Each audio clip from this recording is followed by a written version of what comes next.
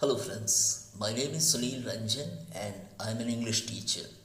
Now here in this video I have come up with the poem Still Another View of Grace by A.K. Ramanujan. So first telling you about A.K. Ramanujan. Attipate Krishna Swami Ramanujan, popularly known as A.K. Ramanujan, was born on 16th March 1929 in Mysore, India. He was an Indian poet and scholar of Indian literature who wrote in both English and Kannada, and his poetry is known for its thematic and formal engagement with modernist transnationalism. He argued strongly for giving local, non-standard dialects their due. Though he wrote widely in a number of genres, his writings stand out as wonderful works of striking originality and sophistication. In 1976, the Government of India awarded him the Padma Shri. As an Indo-American writer, he had the experience of the native as well as the Western way of life. His poems such as Conventions of Despair reflected his views on the cultures and conventions of Eastern and Western society. A.K. Ramanujan died in Chicago, USA on 13 July 1993. The collected poems of A.K. Ramanujan, his work, received the Sahitya Academy Award by the Government of India in 1995. Ramanujan, in his own way, is quite different from other Indian poets who wrote in English. His poetry has a completely different literary character that possesses a glow, a literary sparkle, which in some respect is unique in the whole range of modern Indo-English poetry. His devotion to his originality and creative discipline sets him apart from other new poets of his group. His poem, Still Another View of Grace, is an expression of his sticking to his roots that have nurtured him, and he looks at such traditional way of life as a kind of grace that his culture has instilled in him. Now coming to the poem. First I will read out the lines and then I will be coming up with explanation of the text. I burned and burned, but one day I turned and caught that thought by the screams of a hare and said, Beware, do not follow a gentleman's morals with that absurd determined air. Now the explanation is, the poem opens with a frank and bold statement made by the poet about his burning physical desire and passion, a heated longing to be with one of the opposite sex. As the desire kept igniting his feelings, he held that personified desire by her hair and warned her not to follow and believe the sense of morality as promised by any gentleman blindly. Now, moving further, the line goes, Find a priest, find any beast in the wind for a husband. He will give a houseful of legitimate sons. It is too late for sin, even for treason. Now, here he speaks of the traditional marriage that took place in India, in which any man whom he calls an animal here was chosen to be the husband of a woman.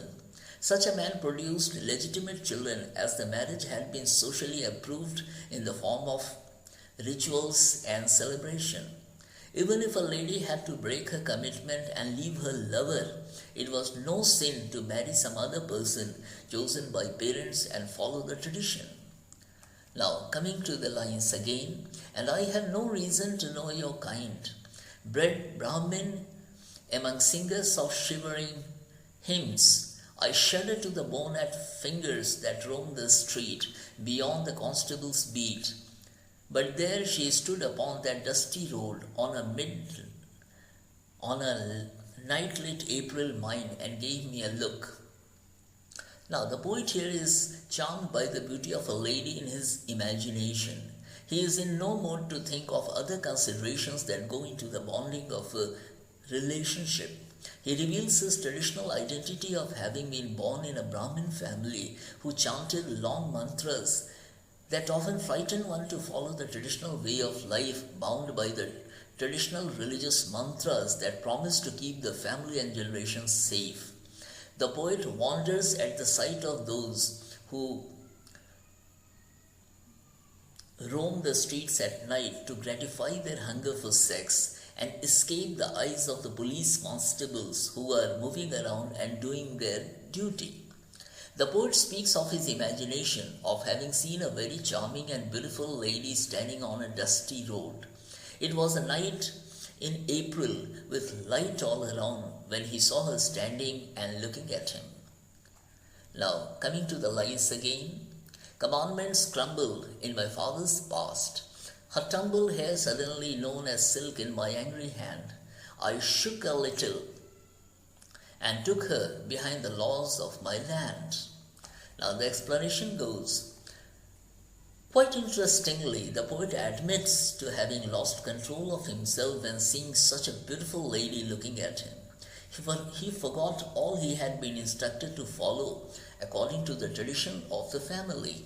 In his imagination, as the lady's lovely silky hair ran over his hands, he was immediately shaken and reminded of his roots that demanded following of the traditional norms he had been nurtured with. He brushes aside all such thoughts that came to his mind. He rolls back to his cultural roots and originality, which he considered graceful. Ramanujan has expressed his feelings very freely and boldly in this poem. He has stated all barriers that hamper human bondage.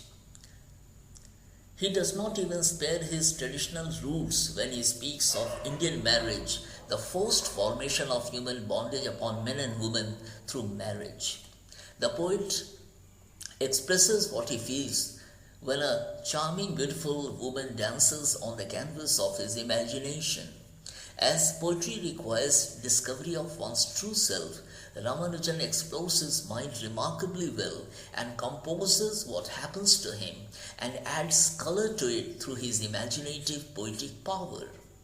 So friends, here I come to the end of the explanation of this poem, and when you subscribe to my channel, we'll be meeting again, and I promise that I'll be coming up with fine videos for you from time to time. Thank you.